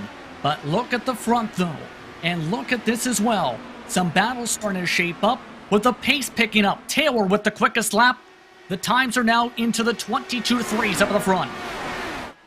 Yeah, we're starting to see the fastest laps going to the 22 lows, really lows, where we saw with the draft and everything going to 22.0 with Newsom and Malecka in the practice service, but that is a whole different scenario because they were on draft. Over here is now a normal pace. Let's see how Taylor works it out, because now we might start to see a different scenario in this race. Yeah, we're trying to build up a run. This is similar to what Taylor was able to do against Wagner.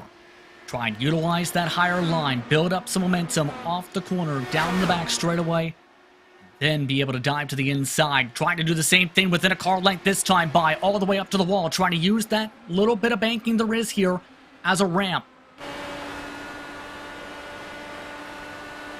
53 to go this time as Taylor continues to try and set things up.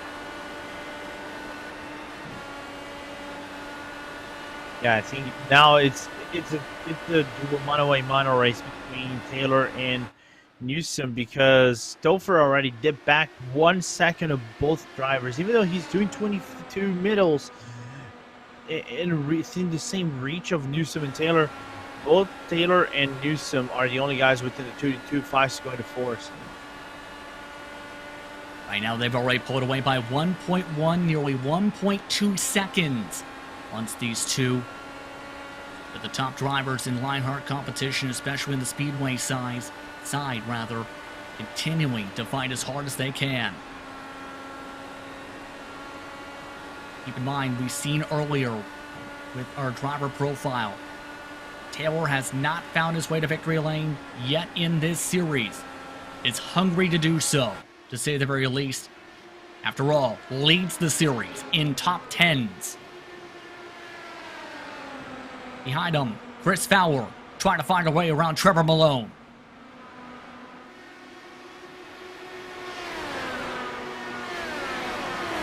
Don't forget Alexander Vandersen among those competitors who have stayed out the past couple caution flags. Things are about to get interesting for those who have stayed out the past few times. A few drivers are now reaching more than 50 laps on the fuel as Vandersen getting into a tough situation.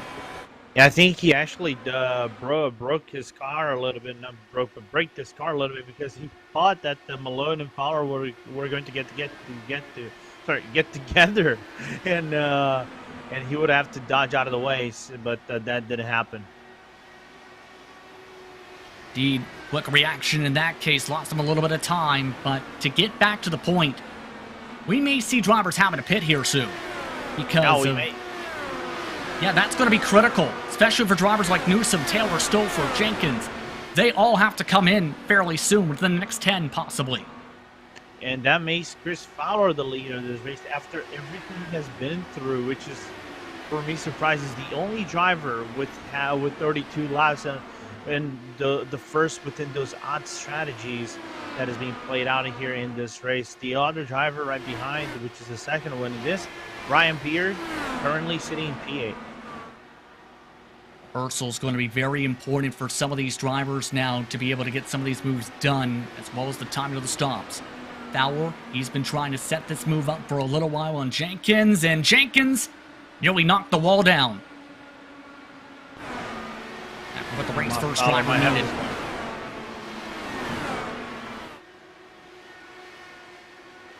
Chris Fowler able to clear on by. Jenkins trying to defend back for 4th position with 45 laps to go. Trying to utilize the second line. Trying to keep his foot in it as Fowler's able to clear on by and move into 4th. The downside is they've lost the toe to Stouffer. Yeah, but I think with the grip that Fowler has in his car right now, it might be probably superior to Stouffer. I really want to see the next maybe 3 laps or 4 to see where does Fowler stand with his grip and how fast he is compared to the number 13 car out of the Adrenaline Motorsports. Really curious on all that as well. The leaders continuing to shuffle things about. They are now 57 laps, this time by into the respective stints. And the benefit of having this big advantage, as talked about, is rehearsal. You can try and see, okay, can this work? Can that work? What do I need to do to find things out? This is going to benefit Taylor in the long haul, especially towards the end of the race, if he knows how exactly to try and attack Newsom. Yeah, if we're talking about, cooking a driver, I think Taylor is doing a really good job of cooking Newsom to try to see if she fumbles or see where he can actually find the opening during his second to last in his race, because you can see now on the back wing of Newsom, I don't think she's feeling pressure with Taylor's presence right there. She's just running her normal lines, and Taylor running his lines, and try to get the car as safe as possible into the pit lane. But if we continue like that, it's going to be real interesting, as now both are going to duck down to the pit lane. And here we go. Pit window was open. They were able to make it to the edge of 60 laps. And in the lane, Newsom, Taylor, Stouffer, Jenkins, Malone, all this time. Fowler, Van der Sant, along with Beard and Gouillon among the drivers who were able to extend it an additional lap. And this is going to be critical. Now they need this race to stay green for this to work out for them, especially with the drivers who hit under the several caution flags. Someone please tell Alex Van der Sant this is. Oh, look at this! Newsom is spun off the pit lane into the grass, side by side with Taylor, nearly making contact with one other car as well. What a moment for Newsom. Yes, indeed. Nearly gone to the side pod of Stouffer as Newsom lit up the tires, trying to beat Taylor off the line. They were side by side on the access road. Oh. Remember when I said about miracles, Justin? Well, this is the magic mile, and boy, oh boy, did some magic just happen for Taylor to get some luck. What a mistake, and what a time for that to happen. Keep in mind, they were side by side. Obviously, you don't want to give that up and be that one driver to say, okay, you go first when you're under green. As another car is spinning into the grass at the bottom of the racetrack. Van der Sant is spinning on the apron. No caution. We stay green for now as he tries to back it up. Remember when I said that we talked about the bottom line or the apron being a little bit of the iRacing grass mixed with grip, with some slight grip? Yep, that's what you get. What impressed me the most is that this is the first time we're actually going pitting under green, and they're making mistakes on the bottom of the apron. And remember, those drivers are 1 lap down right now, who all just pit with Taylor now being the first of those competitors on that cycle. This all puts Fowler to the lead for now for the next 10 or so laps until he has to come in with Beard and Guyon second and third. De Groot, along with Teed, Houston, Wagner, they're the wild cards now in all this strategy play with Hawkins the third and Musselman. So in our words, you get a caution now with how close it's been with some of these drivers and that tightness with the access road. The fact that it's been that slippery. You need this to stay green. You cannot afford anyone to make a mistake now. Yeah, it's going to be the most interesting laps in this race so far, easily. And we are not even somewhere close, like 20 laps to finish. We still have quite of a lengthy amount of race to go. Vern Hawkins III came in 46 laps on his stint at the stripe, so he's now ducked down. Now we're expecting him to go another up to 5 to 6. And it all gets intriguing now how things play out. Fowler's had some great pace, right now running 22.8, but the drivers on fresher tires are picking up 0.3 per lap on the other ones who are staying out right now. Is that commitment to fuel save the best you can, right? It would have been better if you do that with a little bit of draft, but you can actually do that while trying to save a little bit of fuel all on your own, but you're going to lose quite some lengthy time in the process, and that's what's happening to these guys with our 30 to 28 laps in the stand. Take a look at the track map. You can see the separation among some of these competitors. A lot of them starting to spread out a little bit. There are some little packs. A couple drivers you see are still in the garage area getting some repairs done, as well as down to the pit lane. But the critical thing to think about is here, with all of this, can drivers like Musselman stretch it? Can drivers like Wagner or Houston stretch it? That's my biggest question mark right now. Those drivers have about, especially in the case of Musselman, 15, 20 seconds of a buffer. That's what I love. We're starting to see shades of Kentucky here of sorts, right? Where Vandersand just decided to break our mathematics in terms of fuel saving and fuel gauge, and basically won with like 0.1 left in this race. I think Musselman can do it. If there's one guy in terms of fuel that can actually do it, might be him. But he will take some commitment. If we get a yellow flag, it's like you said, it's gone, right? So it's gonna be an interesting one how this one goes. But the thing is, it's like a little bit of a spread out racing than anything else right now. So it eases up a little bit. Nick de Groot's also in a great spot with all this too. Right now in 4th spot, has a big time buffer of more than about 20 seconds with some of these competitors. Here's the thing though, de Groot would have to make it 60 laps on a stint. The longest we've seen, even with some of the caution flags tonight, has been about that mark, but it's still going to be tough to get there. Well, Vanderson broke the calculator again. He did 61 prior to his pit lane service and his fumble on the pit exit, right? If he can do it, why not the other drivers, right? Absolutely, and it's a huge opportunity for de Groot. Came very close at Kentucky. Remember, a part of that factory-backed performance there where they finished 2 through 4. Now, flying to see if the luck goes that way. Remember how Vandersand was able to save so much fuel by being able to make it 45 laps a stint a couple times in an all-green race. Keep in mind, as well, there's that full lap advantage still.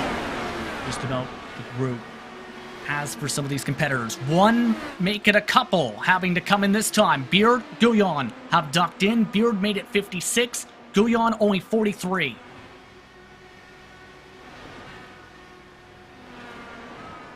They'll make the slow roll into the pit lane here, and that's concerning if drivers are only making it up to 56 on some of these. Chris Fowler is also coming in this time by, and will sacrifice the lead to De Groot, as Taylor back on the gearbox trying to get his lap back. Now this is the fuel-saving game, people. Who can save fuel the best? See how Taylor approaches this, trying to take a peek to the outside, and Christopher is gaining time with this a little bit. It's looking like Taylor's trying to be patient here, not taking the run to the inside. He wants the outside, Lorenzo. And because I think he wants a faster line right now with the new tires, so that's why De Groot is going to the inside line, maybe losing a little bit of performance and pro. You know, just let him go by. He's running his race, and he was about a lap down, right? He was the first car to be a lap down on De Groot right now. So what De Groot can actually do, if he is able to do it, save fuel. You have someone to draft. So Taylor's now back on the lead lap as well, trying to get the lap back. Is Stouffer on the outside line this time by, and does. And you have to think, with Alexis Newsom, without that mistake, it would have been potentially her race to lose with some of the strategy. And now Newsom's having a hard time trying to fight off Chris Fowler at the moment, right behind these drivers. That's how quickly things have changed, especially with the strategies now, and how De Groot is now trying to fly the flag for factory back. Yeah, because I think this is the first time where we've seen Alexis in a major scenario of being pressured, right? Because she's been basically all running by herself the entire race, bar I think when we had the first restart, I think when De Groot was actually in the lead and she overtook De Groot with ease. Other than that, she's been all by herself, uncontested, and now she's being finally contested by people, and she has to put some work in it. I think she grazed the wall into the entry of turn number 1. Done that nearly a couple times, Lorenzo, I've noticed. It's come close with the side pod. Still, I don't know what De Groot here, and it's going to be a very difficult task to get this job done to save.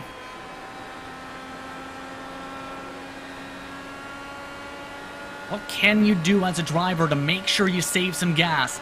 Here's the concerning part.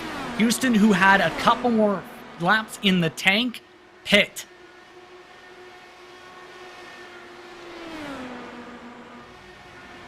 Your thoughts, Lorenzo, what De Groot can do to save? Oh, 6th gear. I like to say it's like 6th gear.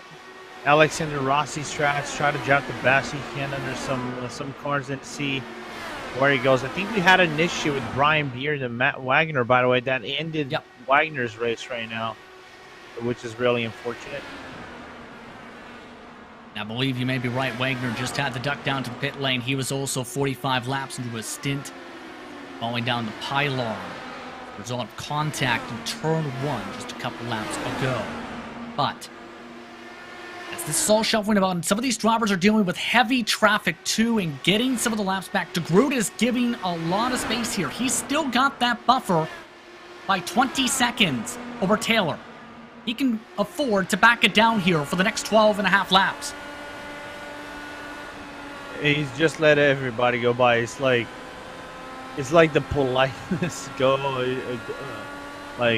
game right now. Just let everybody go by, but at the same time with malicious intents, because he can save fuel behind every single individual he's letting go by, right?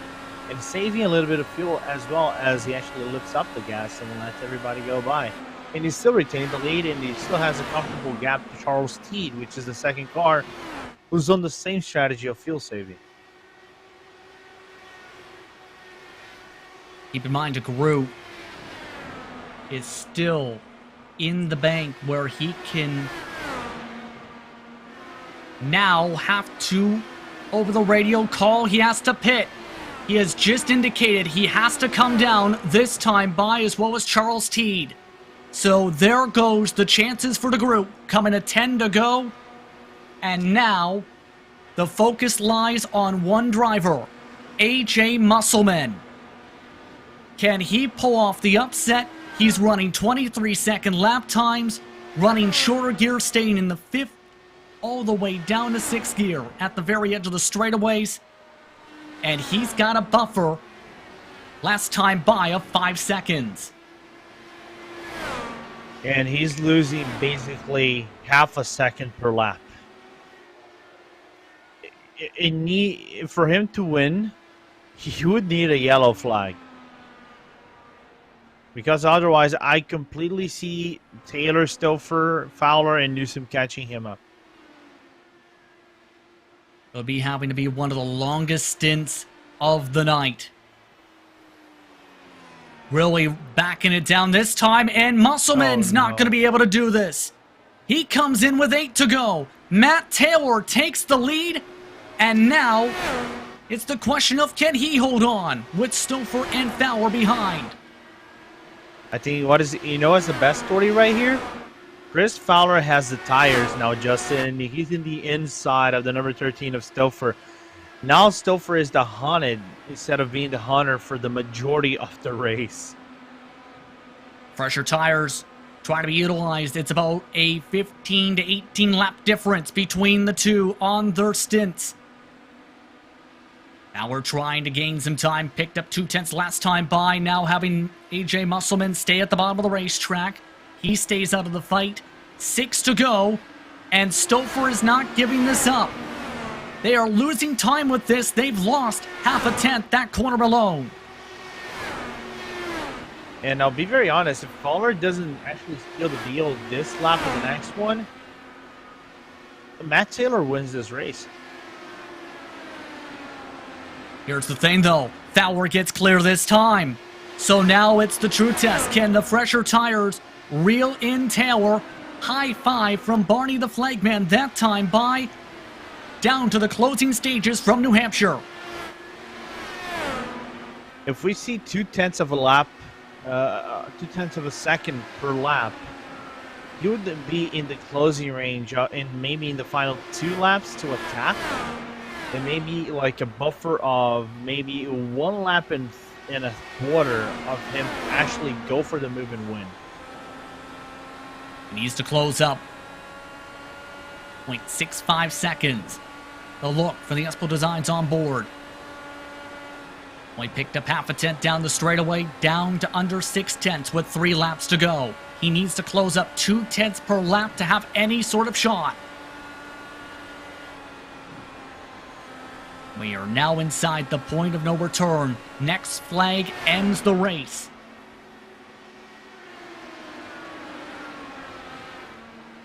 Under half a second now. Taylor able to get the better run, though, as Fowler had to check up a little bit off the corner. 2 laps to go. Yeah, Fowler had to check up a little bit. The car would actually understeer under the conditions it was actually in because of the aero wash. Now we're going to go with 1 to go. This might be Taylor's race to lose unless he makes it a huge mistake. Coming up to the final lap, this time by 3/10 picked up that corner by Chris Fowler. White flag is out. Final lap for New Hampshire. Fowler needs 1 big leap to get to Taylor. He tries the second line. Closes up 3 car lengths.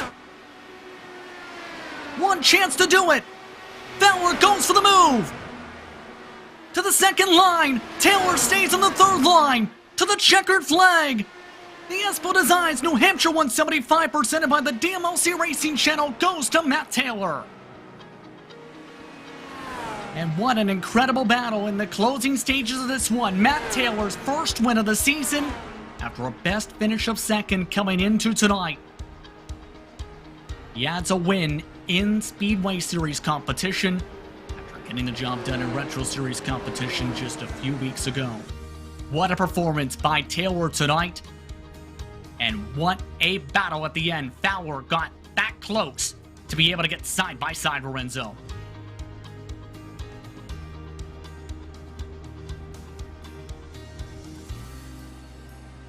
And a big night for Race First as well. That organization has now put themselves into the conversation. Team standings as well, with a strong performance from both Taylor and Fowler tonight. The celebrations begin. Taylor is a winner in the Lionheart Speedway Series. Yep. An incredible battle all throughout for tonight's action from iRacing's virtual New Hampshire Motor Speedway. For Taylor tonight, it was a performance to remember. It took a little bit of luck, but it took a lot of speed at the end to hold on with the fresher tires of Fowler closing in. Your race results presented by Carnox, with Taylor taking the victory tonight here from New Hampshire. Fowler finished in second, with Christopher and Alexis Newsom rounding out the top four. Unfortunate for Newsom, but big for the driver's standing side of things. Paul Jenkins with a very strong top five tonight for AeroX Racing, with Brian Beard in sixth. Alex Gouillon, the independent, finished in seventh, with Nick DeGroot, after having to come down, still finishing in eighth position in the race. Trevor Malone, Alexander Van de Sande rounded out your top 10. Matt Houston tried to roll the dice a bit on strategy, comes away with an 11th place run from 24th starting position and having to serve an EOL with Charles Teed in 12th. AJ Musselman 13th, with Vern Hawkins III, Greg Forsyth won the drivers multiple laps down. Vern Hawkins III, one down, on with Musselman. The drivers out of the race: Matt Wagner after contact into turn 1, Tyler Graft after several incidents, season finished 17th. And a tough break for Tony Shalwin for the championship standings. He finishes in 18th. Mike Rigney, Joe Branch, your top 20. Dean Mall was up towards the front at one point, suffered major trouble after running in 6th position, lost a lot of speed quickly. He finishes in 21st. Robert Malechka III struggled in qualifying after several mistakes. That built up, being involved in trouble and crashing down the back straightaway that ended his race, 22nd. George Gonzalo finished 23rd, Jeff Dion in 24th, Barrett Rolfe, Christopher Kresge, Luis Gonzalez Nunez, drivers who finish tonight's action. An incredible race tonight. Once more from iRacing's virtual New Hampshire Motor Speedway. And that brings us into the HyperX post-race show, because the Lionheart Racing Series is powered by HyperX, makers of premier gaming gear, like the legendary ultra-comfortable Cloud line of gaming headsets. Whatever you play, however you play, HyperX knows we're all gamers. For more information on HyperX products, visit hyperxgaming.com, and don't forget to use the promo code LionHRT15 for 15% off orders. Let's dive straight into HyperX Victory Lane, where Matt Taylor is celebrating a big victory, his first of the campaign in the Speedway Series. Matt took a little luck with that race off the pit lane, but in the end, you get the job done after having to hold off the fresher tires of Fowler to close things off. Man, what a tough race. The coming off side by side with Alexis was really surprising, and I lifted to let her go, and I think she hit a bump on the inside and spun, which was really easy to do on that exit. And luckily I had pace to kind of gap Chris a little bit. And then Fowler was right there coming at the end. Just a really tricky race with this setup, really hard to pass. And thankfully the strategy worked out, and staying patient paid off. It absolutely did, and it seemed like at the same time you figured out the lines, because in a couple cases you were able to get some very strong runs coming off the corners, in particular utilizing the third and fourth lines, Taylor.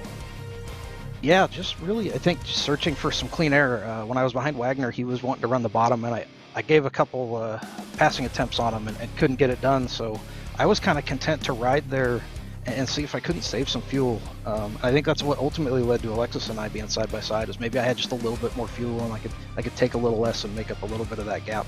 But once I found out I couldn't pass him, I was pretty content to sit there and ride and just wait for a mistake from him, which finally... Keep in mind as well, by the way, this victory joins you in elite company, putting you in the same group as Sage Karam as the only individuals to win races in multiple Lionheart competitions this year. An impressive feat. And guess what as well, Matt? This puts you right to the thick things for the championship fight. Your thoughts on that for the closing stages of the season? That's right where I want to be and right where I think I can be. It's been an extremely consistent season, which is good. So we got some drops built in and some other things down the stretch here. It's been awesome, and I want to give a quick shout out to the Raceverse guys. They've been awesome, and to Sunset Arctic Graphics. A big night for you and a big night for your team. Congratulations, Matt. Thank you. Matt Taylor, a big victory tonight at iRacing's virtual New Hampshire Motor Speedway. Coming away in second spot was Chris Fowler, and you came up just about a few chances short. One more lap, you might have got him. Yeah, I just needed one more lap, man. One more. I would have had our first win. That was just an absolutely crazy and exciting race. First, I just got to thank Donate Life and the Cystic Fibrosis Foundation for partnering with me on board this year. It's been a crazy year. I'm just happy to come home in second. That was an awesome battle to come up there and finish side by side with Matt. It was pretty cool. I just needed that one last lap. And of course, it took a lot of the strategy calls that come into play with some of the cautions coming into play. Keep in mind, fewest cautions at New Hampshire ever was 6 tonight when it comes to Lionheart competition. How was it trying to shuffle that around or trying to figure out, okay, is this the caution I pit? Yeah, well, it was crazy because me and Stoper got together in 3, and that gave me 15 seconds of damage. So Wow. I went all the way back to 19th, and then we had that late caution, and everybody pitted. I stayed out, gained that track position, and that ultimately helped me at the end there to get the fresher tires at the end and go through. So, but that 15 seconds of damage really killed me. I went all the way back to 19th, and I thought my race was over at that point. But luckily, that caution came out and just stayed out and got some good track position, and that really helped. And of course, when it comes to the team standing side of things, it's a big night for Team Raceverse, especially in the red side with your performance, with Matt's performance with Team Raceverse as well. What's it like now knowing your organization with tonight joins the thick of things for the team standing side? Oh, it's great. We've been really working hard every week, getting practice laps in and just trying to improve and get better. And we had a great race tonight for the entire team. So just awesome effort by everybody on Team Raceverse Red and Black. So pretty excited. You know, we're working really hard together, trying to get the laps in, get some team strategy going, and it paid off tonight. So hopefully we can keep that going, keep the momentum going, and keep moving up in the team championship. Congratulations on the second place run, Chris. Thank you. So it's Chris Fowler in second, another Chris. Chris Stouffer finished in third. Chris first things first. An interesting race for you. Up towards the front much of the way. Your thoughts on how things played out with your Adrenaline Motorsports machine? That was a short track racing right there, that's for sure. A lot of real tight, close racing, very hard to pass. You know, personally, I think I made a lot of bad calls in that race, just with pit stops and whatnot. I guess I wasn't too terrible because I didn't manage to finish third, but you know, it was a very difficult race all the way around. Indeed. What was it like trying to figure out this racetrack for tonight? Because for some, they described it as their first experiences with New Hampshire. What was that like for you to learn this circuit and figure out which lines you need to take? Well, I've done a lot of races here at New Hampshire. It's usually not one of my favorite tracks.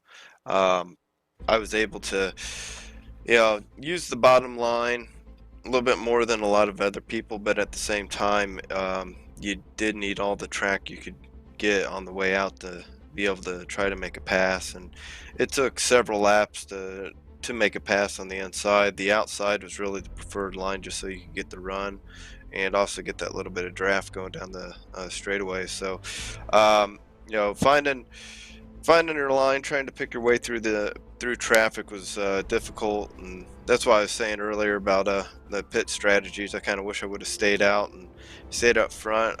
Somehow I managed to get back up there though and finish third at the end of the day, so I can't complain too much.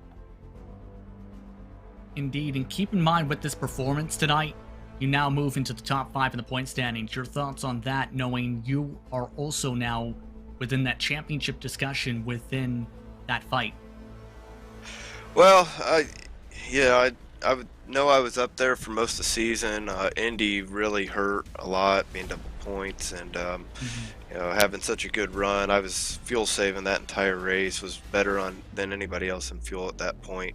And so, yeah, that still sticks with me just because it's such a big race. Hopefully it doesn't affect the overall result at the end of the year, but any point gains are good, and just got to keep consistent top fives from here on out. Just hope for the best. Thank you very much for the time, Chris. Thank you. Chris Stouffer, rounding out your top three. I'd like to thank him, Chris Fowler, and Matt Taylor for joining us for post-race coverage. And boy, oh boy, what a schedule it's been so far. 8 different winners throughout the campaign. Your thoughts, Lorenzo, as the next race sees us go to Chicagoland? Yeah, it's been a very fantastic race right here, and well done to everybody to keep the car on track. It was a race with attrition. We go to Chicagoland. I like that track quite a lot, but how they will handle that very short oval track is going to be an interesting one. It's going to be very interesting indeed, especially with some of the shuffling in the championship standings. We'd like to take the time to thank the sponsors who are a part of the Lionheart Speedway Series and Lionheart Racing Series, the DMLC Racing Channel. Looking for entertaining sim racing content? Look no further than them. Former Lionheart Retro Series Driver of the Year Mark Cohn's racing escapades as he battles for wins and avoids wrecks with cat-like reflexes, all while providing commentary sure to make you laugh, cry, or both. Follow along by subscribing to the DMLC Racing Channel on YouTube and like his Facebook page at the DMLC Racing Channel. As well, HyperX. Lionheart Racing Series is powered by HyperX, makers of premier gaming gear like the legendary ultra-comfortable Cloud line of gaming headsets. Whatever you play, however you play, HyperX knows we're all gamers. For more information on HyperX products, visit hyperxgaming.com, and don't forget to use the promo code LionHRT15 for 15% off orders. The SimXperience AccuForce Pro V2 is the premier professional simulation racing steering system. Key to its incredible realism is the groundbreaking direct drive motor control system, providing a driving experience that's second only to the real thing. For more information on the entire SimXperience ecosystem, visit SimXperience.com. For sim racers, the Butt Kicker Gamer 2 or Simulation Kit adds the missing driver to car connection, bringing more realism to your sessions. By accurately responding to in-game audio, you can feel the track like never before, providing increased vehicle handling and faster lap times. Are you ready for the most immersive experience in sim racing? For more information, visit thebuttkicker.com. Don't forget to use the promo code LION2021 for 20% off orders. Minus 273 is the premier name in karting gloves. Their industry-leading gloves are super lightweight and durable, made of breathable spandex. Whether you're a kart or sim racer, Minus 273 gives you the control to reach victory lane. For more information on Minus 273's full line of gloves and apparel, visit minus273.biz. Don't forget to also use Minus 273 LHRS15 for 15% off orders. And it's not just those names, but many more and all the partners of the Lionheart Racing Series that help bring this series to fruition. To learn more about them, visit LionheartRacingSeries.com. You can also find out more information on the 3 competitions that the Lionheart sanctioning body runs. Lots more Lionheart competition is to come. To follow along with the action, be sure to keep up with Lionheart on social media at Lionheart Series. While ESTV has your esports needs, and RaceSpot has your V Motorsports action cover. Be sure to follow along on Twitter, Facebook, Instagram, and more. And be sure to hit the YouTube subscribe button as well as the notification bell so you keep up with all the sim racing action we get to cover. The next time the Lionheart Racing Series hits the track is back here at New Hampshire Motor Speedway for the Lionheart Retro Series presented by SimXperience and its 5th running of the SimXperience 150 at New Hampshire presented by DeWars Candy. That takes place August 5th at 10:35 p.m. Eastern Time, 7:35 p.m. Pacific. But with that, it's time to say goodbye. For Istvan Balu, for Arjuna Kankapati, for Renzo Bonder, I'm Justin Prince. Thank you for watching RaceSpot TV and ESTV's coverage of tonight's action. Congratulations to Matt Taylor, your winner from the Magic Mile.